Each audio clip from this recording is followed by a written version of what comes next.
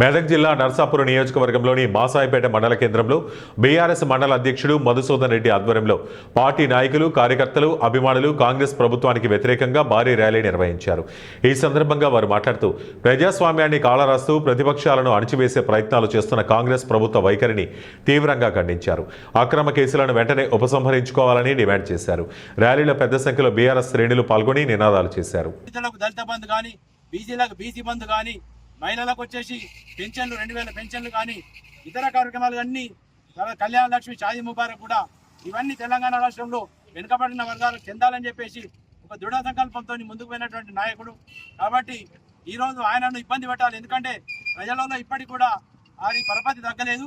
ఇంకా ఉన్న పరపతి ఏదో రకంగా ఆయనను మాయ చేసి లేకుంటే ఏదో ఇబ్బంది పెట్టి పోలీసు వాళ్ళతోని అరెస్ట్ చేయించేసి ప్రజలలోనూ భయభ్రాంతులకు గురి చేయాలని చెప్పేసి ఒక నాటకం ఆడుతున్నట్టు ఈ కాంగ్రెస్ ప్రభుత్వం ఎన్నటికీ నిలబడది.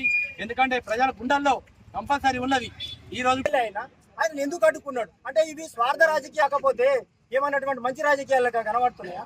కాబట్టి ఇవన్నీ కూడా ప్రభుత్వం దృష్టిలో వాళ్ళు చేసేటి అన్ని లంఘనలే అంటారు. నేనైతే పుల్ల చెప్తున్నా.